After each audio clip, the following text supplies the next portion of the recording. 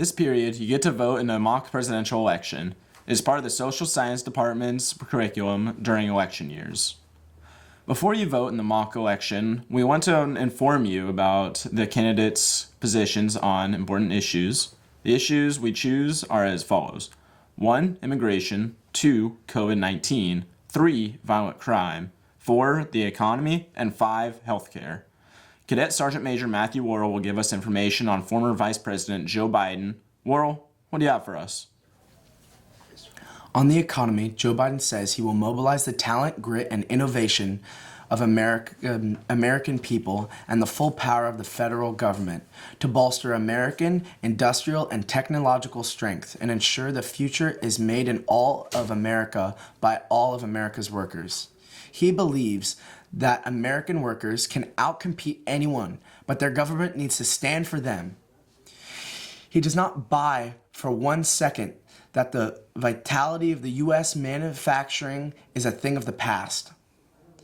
On the topic of healthcare, President Obama signed the Affordable Care Act into law, with Vice President Biden standing by his side, and made history because Obamacare, over 100 million people will no longer have to worry that an insurance company will deny coverage or charge higher premiums just because they have a pre-existing condition, whether cancer or diabetes or heart disease or a mental health challenge. Insurance companies can no longer set annual or lifetime limits on coverage. Roughly 20 million additional Americans obtained a peace of mind that comes with health insurance. Young people who are on transition from school to a job have the option to stay covered by their parents until the age of 26.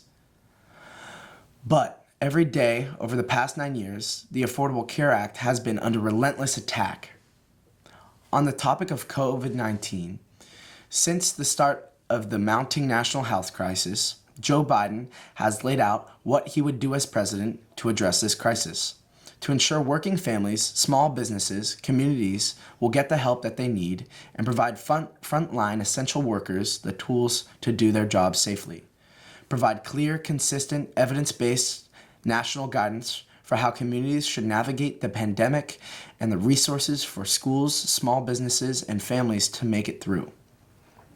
Biden feels that implementing mask mandates nationwide would benefit us by working with governors and mayors and asking the American people to do what they do best: step up in a time of crisis. Crime and criminal justice are other areas where Biden sees potential for improvement as a nation. He says today too many people are incarcerated in the United States and too many of them are black and brown. To build a safe and healthy communities, we need to rethink who we're sending to jail, how we treat them, how they will get help and health care, education, jobs, and housing, and how they will successfully rejoin society after they serve their time. We can reduce the number of people incarcerated in the country while reducing crime. No one should be incarcerated for drug use alone. Instead, they should have diverted to drug courts and treatment, reducing the number of people incarcerated. This will reduce the federal spending on incarceration.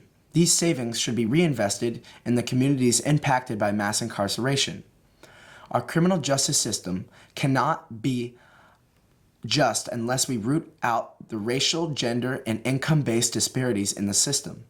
Additionally, women and children are uniquely impacted by criminal justice system, and the system needs to address the unique needs. Our criminal justice system must be focused on redemption and rehabilitation, making sure formerly incarcerated individuals have the opportunity to be productive members of society. It is not only the right thing to do, but it will also grow our economy. Lastly, Biden believes his foreign policy experience will benefit our nation. He says that America needs to restore its dignified leadership at home and respected leadership on the world stage. He believes that America will lead by example and rally the world to meet a common challenges that no one nation can face on its own. From climate change to nuclear proliferation and aggression to transnational terrorism, he believes that we need to reinvigorate our own democracy and strengthen the coalition of democracies that stand with us. Restore moral leadership immediately and the horrific practice of separating families at the border and holding immigrant children in for profit prisons, and terminate the travel ban against Muslim majority countries, and reaffirm the ban on torture and restore greater transparency in the military operations, including policies instituted during the Obama-Biden administration to reduce civilian casualties, bring back the words climate change, return the phrase nation of immigrants to the mission statement of our citizenship and immigration services, because that is who we are. And we need to revitalize our national commitment to advancing human rights and democracy around the world. We also looked into the same issues for President Trump. These issues are the most important issues to American voters, according to Pew Research. Matt, take it away. Beginning with the economy. Trump says it has come roaring back to life under him. The stock market has hit record high after record high, helping more Americans build wealth and secure their futures. Through needed tax cuts and reform, the administration will bring back jobs to the country. On the topic of healthcare, Trump says that Obamacare is hurting American families, farmers, and small businesses with skyrocketing health insurance costs. Moreover, soaring deductibles and co-pays have made already unaffordable plans unusable. Close to half of the U.S. counties are projected to have only one health insurer on their exchanges in 2018. Replacing Obamacare will force insurance companies to compete for their customers with lower costs and higher quality service. On coronavirus, Trump has said, "My administration will stop at nothing to save lives and shield the vulnerable. I took early action to cut off travel from China, built the world's leading testing system from nothing, enacted mitigation measures to slow the spread, mobilized public and private sectors to secure needed supplies, took action to protect the vulnerable Americans, launched effort to deliver a vaccine and therapeutics in record time, provided support to workers and businesses, and paved the way for reopening to get America working again, surged resources to hotspots as they arose, and confronted China as the origin of the virus." Trump feels that violent crime is something that all Americans care about. He understands that safe communities and low crime levels don't happen by accident. To ensure public safety, the administration has taken significant steps in its first year to restore the rule of law and forge new partnerships with state and local law enforcement agencies, encourage respect for officers nationwide, and adopt aggressive strategies for tackling gang and drug-related violence. Continued work to support law enforcement will help reduce violent crime to historic lows. Lastly, foreign policy is a major concern for President Trump.